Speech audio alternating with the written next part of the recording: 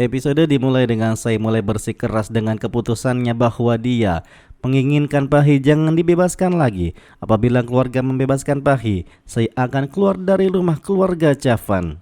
Namun ternyata respon dari semua keluarga termasuk Virat malah menghina Sai dengan mengatakan bahwa dia tidak tahu nilai keluarga karena dia tidak memiliki keluarga kecuali ayahnya. Sai hancur mendengarkan respon dari Virat dan kemudian bertanya padanya apakah dia membuatnya sadar bahwa dia tidak memiliki siapapun di dunia ini. Dia ini yatim piatu dan hanya ayahnya lah yang menjadi segalanya baginya.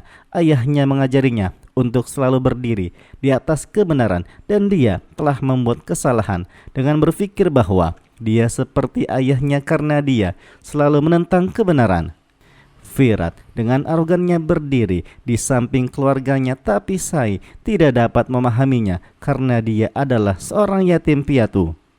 Sai pun kemudian mengatakan bahwa biarkan dia yang mengatakan yang sebenarnya. Dia ingin putranya hidup di antara keluarga ini, tapi Virat bersikeras untuk mendukung kebenaran. Dia pun memperingatkan lagi bahwa jika Virat membawa Pahi kembali ke rumah, maka dia akan meninggalkan rumahnya bersama dengan bayinya. Sai pun kemudian mengatakan bahwa dia harus membatalkan rencana membebaskan Pahi. Namun ternyata Bhavani memperingatkan Sai bahwa mereka akan membebaskan Pahi dengan cara apapun. Dia pun bahkan mengingatkan Sai bahwa dia mendapatkan bayinya pun semua ini karena Pahi. Jadi jangan macam-macam. Setelah perdebatan itu akhirnya Virat benar-benar membebaskan Pahi. Sai berjalan dengan Vinayak sambil memegangi tasnya. Virat pun kemudian bertanya padanya apa yang sedang dia lakukan. Sai pun kemudian mengatakan bahwa dia sangat tahu apa yang sedang ia lakukan. Dia sudah memperingatkan bahwa dia akan meninggalkan rumah dengan Vinayak jika Pahi kembali ke sini. Bhavani akhirnya memerintahkannya untuk kembali ke kamarnya dengan Vinayak. Namun ternyata Sai mengatakan dia tidak akan mundur dari keputusannya. Pahi sendiri mulai memohon-mohon kepada Sai untuk tidak pergi karena dia menyadari kesalahannya. Dia sudah berubah sekarang. Dia menerima bahwa dia mencoba merebut suaminya darinya dan kemudian sekarang putranya. Dia pun mulai menyentuh kaki Sai memohon-mohon untuk memaafkannya. Namun ternyata Sai meminta Pahi untuk menghentikan dramanya karena dia tidak tertarik sama sekali. Bhavani sendiri akhirnya memerintahkan Sai untuk kembali ke kamarnya. Pahi pun mengatakan dia benar-benar menyesali dosanya dan meminta maaf dalam hatinya. Sai akhirnya memperingatkannya lagi untuk menyingkir darinya. Devi mohon-mohon kepada Sai untuk tidak melakukannya dan berjanji untuk melindungi Vinayak dari Pahi. Sivani bahkan meminta Sai untuk tidak mengambil keputusan dengan tergesa-gesa karena marah. Sai pun berkata bahwa ayahnya membesarkannya sendirian. Dia pun bisa membesarkan putranya sendirian. Sai pun mulai bersiap-siap meninggalkan rumah. Ketika sudah di depan pintu, Virat menghentikannya. Sai ketika itu mengatakan bahwa ayahnya membesarkannya sendirian. Bahkan dia bisa melakukan hal yang sama. Virat malah menuduhnya bahwa dia tidak pernah menganggap keluarganya sebagai keluarganya sendiri. Dan karena itulah dia mengancam akan meninggalkan rumah dan melakukannya secara praktis karena itu tidak masalah baginya. Dia tidak akan membiarkannya menghancurkan keluarganya. Saya pun bertanya padanya, apakah ini bukan keluarganya? Dia bahkan tidak keluar dari rumah ini. Dia bahkan membeda-bedakan antara mereka semua. Dia bahkan sudah menghancurkan delusinya bahwa mereka tidak bisa menjadi satu dalam hidup. Aswini mencoba untuk mencegah dan bertanya kenapa mereka berdua tidak menyadari bahwa mereka berdua tidak lengkap tanpa satu sama lain. Dia pun memohon kepada Sai untuk tidak meninggalkan rumah. Namun ternyata Sai mengatakan dia telah mengambil keputusan ini demi putranya. Dan seperti seorang ibu lainnya, dia ingin putranya tidak tumbuh di lingkungan yang beracun. Virat tampak tidak terima dan kemudian mengatakan dia adalah ayah Vinayak. Dia meminta Sai untuk memberikan Vinayak padanya. Namun Sai memperingatkannya untuk mundur. Virat pun berkata dia ingin putranya tinggal di rumah ini. Sai berkata dia juga menginginkan hal yang sama.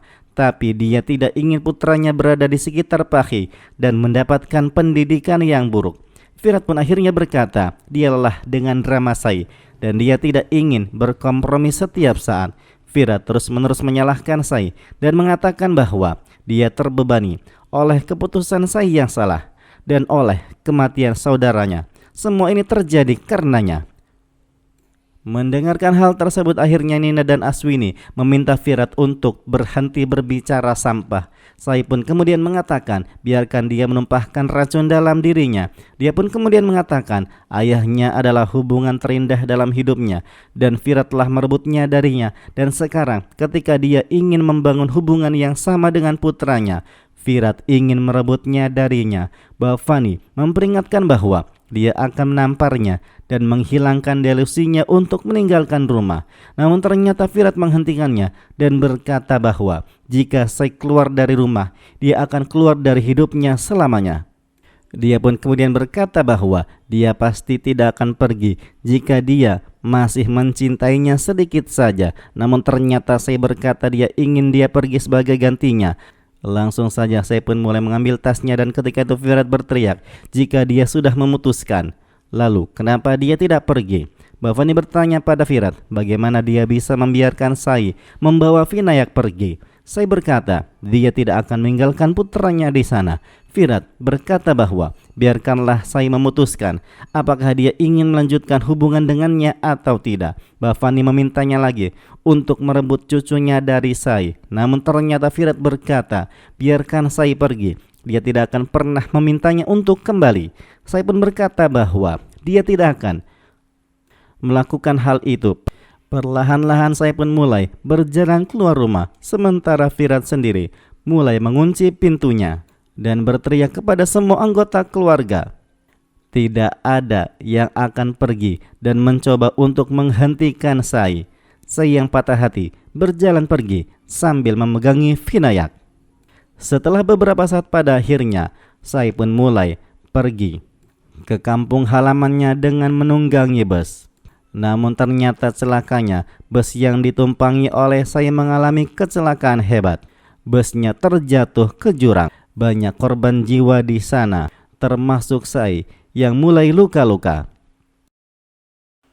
Firat pun langsung bergegas untuk mencari Sai. Sementara Sai berada di tempat terpisah, dia langsung tersadarkan diri dan langsung mencari-cari di mana bayinya. Sementara Firat sendiri bertanya kepada orang sekitarnya dan langsung mencari-cari di mana keberadaan Sai. Namun ternyata Sai tidak bertemu dengan Firat. Begitu pula dengan Firat tidak menemukan Sai. Sai merasa bahwa bayinya sudah benar-benar telah tiada. Sementara Firat yang putus asa pun menganggap bahwa Sai dan juga bayinya sudah menjadi korban dalam peristiwa kecelakaan tersebut. Mereka berdua pun mulai menangis sejadi-jadinya dan mulai mengenang peristiwa masa lalu. Scene pun akhirnya berpindah ke beberapa tahun kemudian. Ditampilkan seorang anak kecil menuliskan sesuatu di atas pohon sana dan kemudian bermain-main dengan ular.